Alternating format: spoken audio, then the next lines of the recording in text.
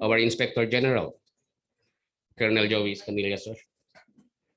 The other general, special, technical, and personal staff, the friends, relatives, and families of the Candidate Soldier Course Class 689, Batch 2021. Good afternoon to all of you. We're all gathered here today for the opening of the formal training for the Candidate Soldier Course Class 689, 2021. From among thousands of aspirants, the screening has rendered about 174 of applicants. You shall be trained to become soldiers. The stakes are high. The challenges will test your endurance, patience, commitments, and perseverance. You are facing a Herculean task. Remember that becoming one is a tough job, and we will discover who among you shall keep going and eventually graduate as one. As a soldier, you shall be indoctrinated with the mentality and behavior of real troop member. We are to fight if necessary, lay down our lives for the security of our country, foremost against insurgency, terrorism, and communism. A lot is expected of us. We are frontliners in the midst of natural calamities. In war is still there. Therefore, these things shall be what you are going to face in the future. So brace yourself. A soldier goes to areas where no one wants to go. But as one, we willingly go through it for the sake of our mission and mandates. The furious condition, the hardest battles, you shall face and be ready. This training will equip you with its skills on how to perform your duties. Later, it will provide you with technical abilities. Prepare you physically, mentally, and directs you to the job at hand. So I encourage you and everyone to learn and harness your abilities and capabilities. The work you shall undertake will indeed be rigorous. Good luck, and may I welcome you all. God bless to everyone. Thank you, sir. Now, First Lieutenant Trisha H. Anwari, Adjutant General Service, Philippine Army, Division Adjutant, will read the call to military training order. Headquarters, Philippine Army, Fort Andres Bonifacio, Metro Manila. Pursuant to Special Orders number 3480 and 3482, dated 13 December 2021. Candidate Soldier Anthony C. Castor of Barangay Tuyungan, Kalinog, Iloilo, and 173 others are appointed as candidate soldiers effective 12 December 2021 and subsequently assigned to 3rd Infantry Spearhead Division, Philippine Army, and further placed detached service with the 3rd Division Training School, 3rd Infantry Spearhead Division, Philippine Army, effective the same date, for the purpose of undergoing Candidate Soldiers Course Class 689-2021. By command of Lieutenant General Centino. Official Roberto S. Capulong, Major General, Philippine Army Chief of Staff. Signed, Bernardo R. Fortes Jr., Colonel Masters in National Security Administration, Infantry, Philippine Army, the Army Adjutant. Thank you, ma'am. At this juncture, the Acting Division Sergeant Major, Senior Master Sergeant Celestino M. Achuela, Infantry, Philippine Army, will lead the oath taking as candidate soldier.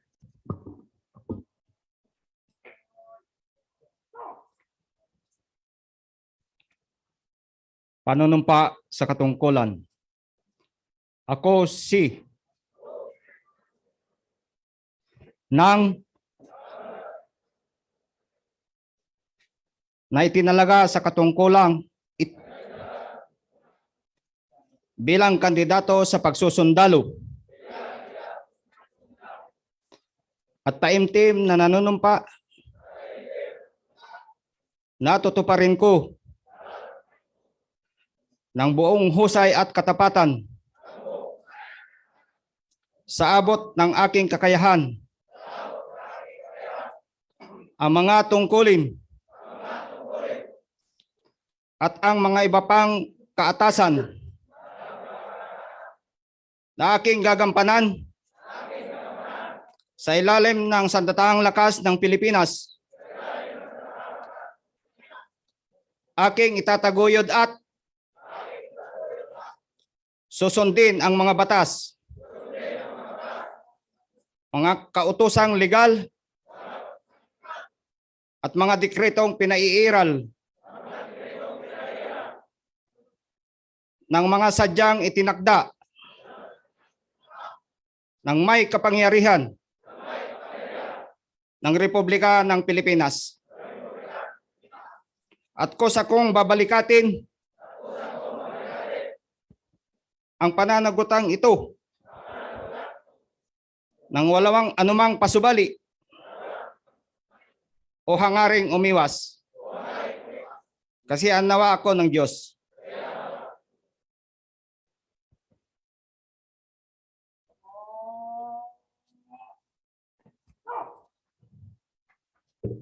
At this point, may we call on once again Colonel Richard C. Sibayan, Infantry General Staff Corps, Philippine Army, Commandant of 3rd Division Training School, to present the candidate soldiers.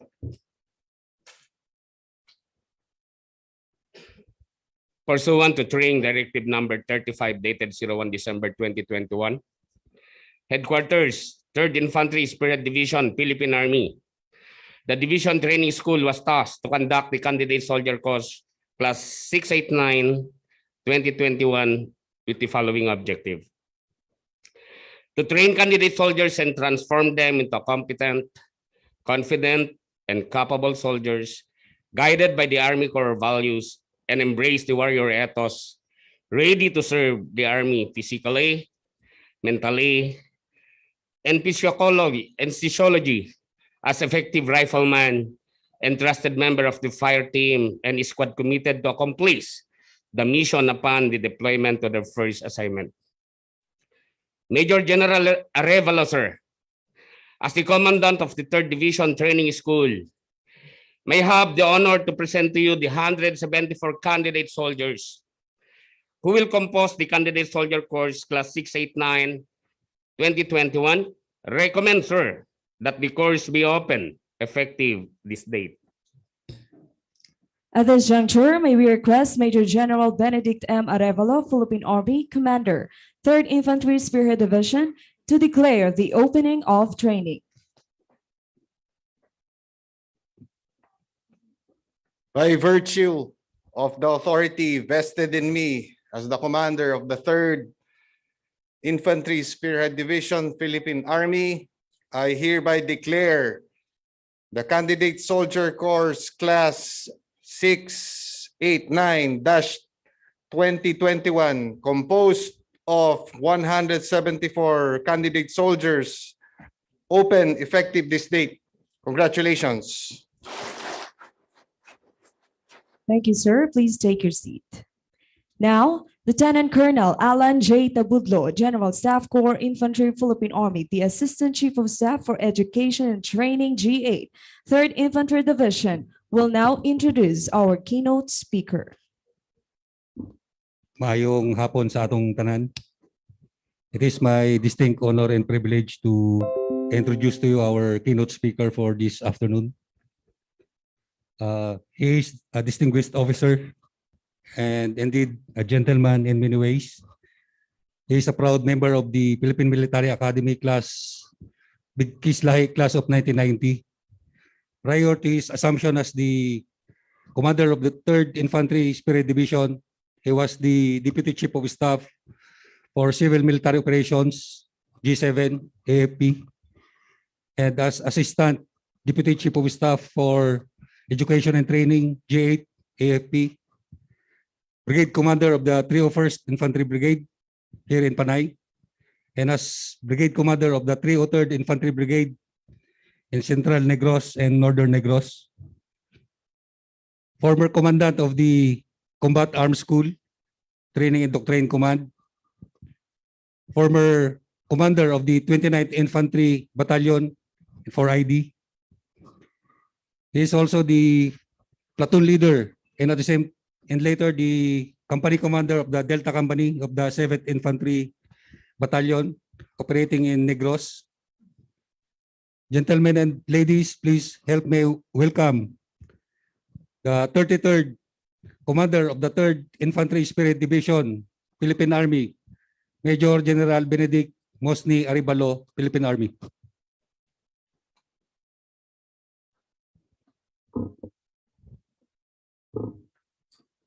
Please take seats. May tikas pahinga na ba sila? Authorized na ba sila ng tikas pahinga? Yes, sir. Sino to in charge? Please give tikas pahinga.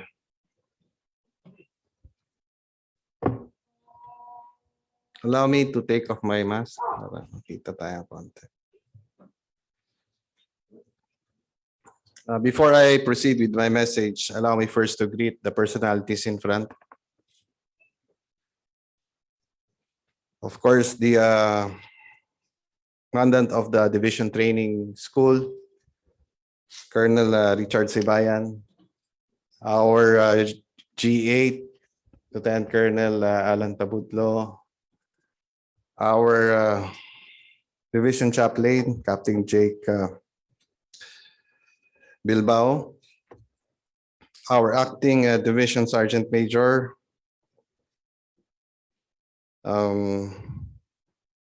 SMS Achuela, ADC, our Assistant Division Commander, Brigadier General Noel Baluyan, our Chief of Staff, Colonel Melencio Ragudo, our IG, Colonel Joey Scanillas, our G2, Colonel Cayon, G3, Colonel Reducendo, G4, Colonel Earl Panganiban, our MFO, Major Clabel, our G7, Colonel Altre, and our IMCOM Commander, Lieutenant Colonel Angagaw. Other officers, enlisted personnel, ladies and gentlemen, good afternoon to everyone. First, allow me to congratulate all of you, the 174 candidate soldiers who were sworn in this afternoon. As mentioned, from thousands of applicants, you are down to 174. As such, you should be able to value the slot that you have taken. So there are dozens of applicants waiting for a slot to open for them to replace you. So it is important for you to be determined to finish what you have started this afternoon. Hindi magiging madali ang tatahakin nyo sa araw-araw sa susunod na 23 weeks, 16 weeks of basic military training and 7 weeks of infantry operations training. So hindi madali yan. At ang advice ko sa inyo is to take it one day at a time. From day 1 to day 7, one day at a time. From day 8 to the first month, 1 week at a time. And after 1 month, a month at a time. Hanggat matapos nyo yung almost 6 months. So do not think first of yung hirap na dadanasin nyo sa 5 buwan o 6 na buwan. Isipin nyo lang, itong araw na to, masurvive natin to, okay na ako. Pag dumating yung bukas, survive nyo uli yung bukas na yon. Sunod-sunod na bukas ang isusurvive nyo, magiging linggo na yan. Pagkatapos ng 1 linggo, iisipin nyo naman na survive uli yung 1 linggo. hanggat magiging buwan na yon, tapos yung buwan, magiging ilang buwan, at sa ilang buwan na yon, matatapos na kayo. So I expect you to finish the race that you have started.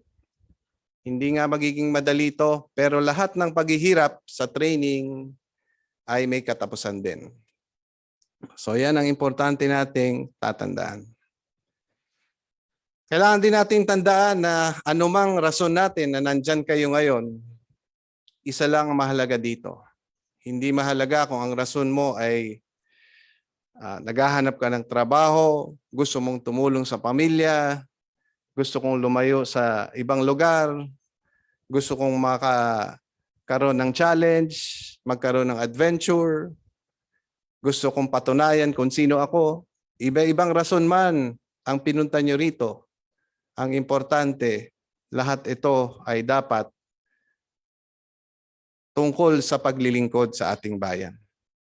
So no personal reasons should be greater than our service to our country. And that service will be given as you serve the Philippine Army. Yan muna ang ating tatandaan. Kung ano mang motivation meron kayo, that should be your number one motivation. Sabi nga nila, ito ay para sa bayan. Hindi to para sa akin, hindi to para sa pamilya ko. Ito ay para sa bayan. Yan ang una sa lahat. Kasi kung iisipin natin na ito para sa akin lang, you become selfish. Although when you think of your family, it's still okay. But the best motivation for you is because you want to serve our country and people, and you want to help in the peace and order situation of the country. Ganon dapat ang ating iisipin dahil yan ang dapat na apoy na nagliliyab sa ating damdamin. Ano man ang rason na nagdala sa inyo sa araw na to dito sa Camp Peralta. Nandito kayo para magsilbi. Hindi kayo nandito para magbakasyon. Hindi kayo nandito para lang kubita or magkaroon ng trabaho. Ang pinapasukan nyo ay isang propesyon, marangal na propesyon, at sa propesyon na to, maaari tayong magbuwis ng ating buhay, kaya kailangan seryoso tayo sa ating training. Sabi nga nila, the more we bleed in training, the more we sweat in training, the less we bleed in battle. So kaya asahan nyo na talagang tagaktak ang pawis na lalabas sa inyong katawan dahil ito'y sisiguraduhin natin na kayo naman ay mabubuhay pagkatapos ng training. At tayo ay hindi nagbibiro sa ating susuninging kalaban. The threats are real. Hindi ito imagination lamang, hindi ito biro-biro lamang. So ito itong seryosong bagay na dapat nating maintindihan. So you might think that it's just easy to survive the training, but after the training, you'll be deployed. And in your deployment, laging may nakasuong na delikado doon. Hindi natin alam kung madali o mahihirap ang inyong buhay. So importante, paghahandaan natin yan dito sa training na to. So sa araw-araw ninyong dadanasin, ang paghihirap na madadanasan nyo sa araw-araw ay hindi para pahirapan kayo.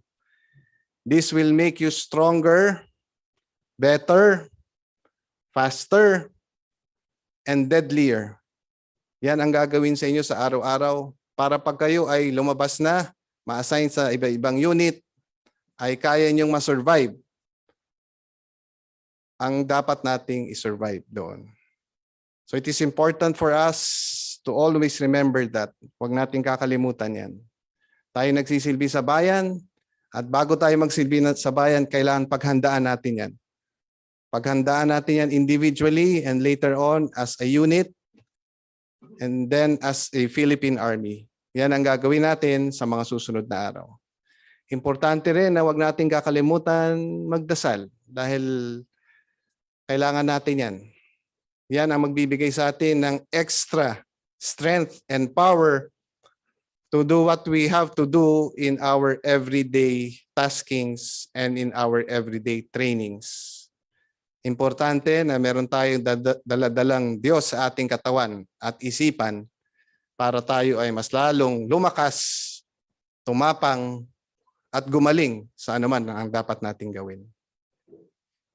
So, hindi magiging madali ang 23 weeks, but I guarantee if you survive the first 1 to 2 weeks, you're going to survive the rest of the months. Yun lang naman ang mahirap dyan. Yung mga unang araw, yung unang linggo ng adjustment. Pag naka-adjust na kayo, madali na yan. So sa inyong mga pamilya, at hinihingi rin natin ng kanilang suporta sa inyo, ang kanilang dasal na walang anumang masamang mangyari sa inyo. At alam naman natin kung minsan ang training nagiging delikado, pero tayo naman dito gagawin natin ang lahat na siguraduhin na kayo ay ligtas.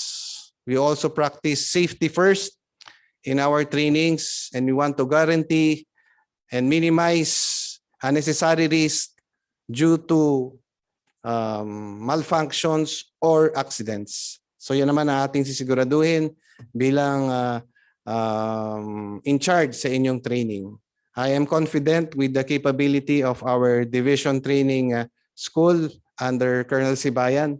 Marami na silang napag-graduate at marami pa silang mapapagraduate. So importante lang na seryosohin natin at mag-focus tayo sa mga araw na ating haharapin at alam ko kayang-kaya niyo yan. Remember, out of the thousands, kayo lang ang napili. At hindi kayo mapipili rito kung hindi rin kayo yung mga magaling. At sigurado kaming may kakayahan kayong makatapos, kaya kayo napili dito sa class na ating binuksan ngayong hapon. So to all of you, I wish you well, good luck, and hopefully comes closing ceremony, 174 of you will still be here. With the help of God and the prayers from your family and your commitment to serve our country and people, I know you'll be able to make it, and we'll see you during closing ceremonies. Congratulations, good luck, and God bless you all. Thank you, sir, for that enlightening message. Please remain standing for the mass singing of 3ID hymn.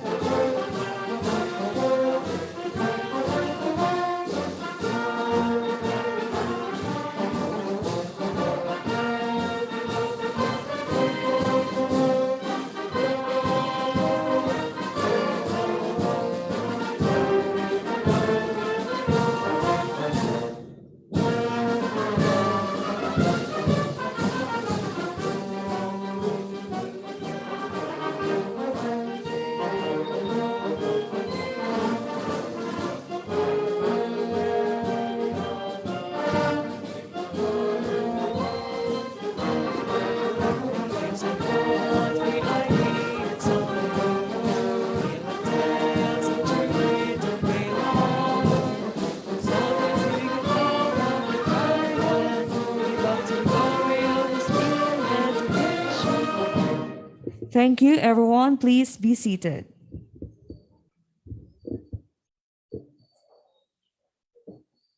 At this point, we will now proceed to the second part of the program, the reception rites.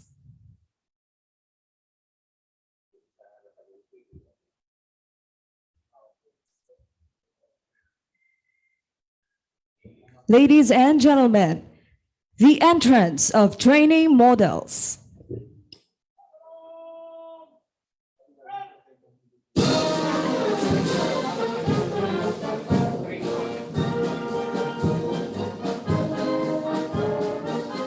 We request our commander to please proceed as the center front.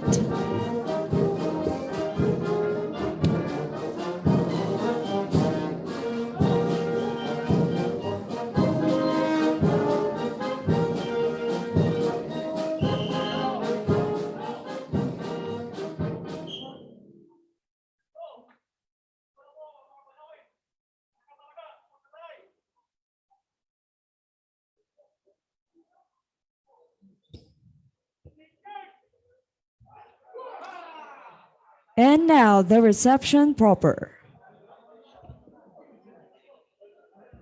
For the information of everyone, the reception proper will be held at the known distant range.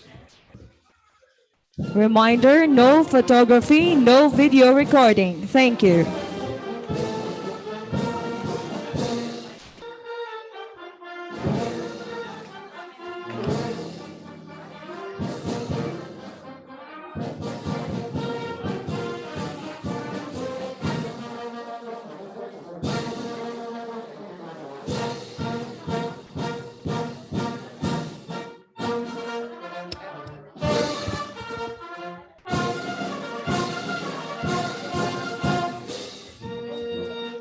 Thank you for gracing this activity. Mabuhay ang Spearhead Division, mabuhay ang Philippine Army, at mabuhay tayong lahat.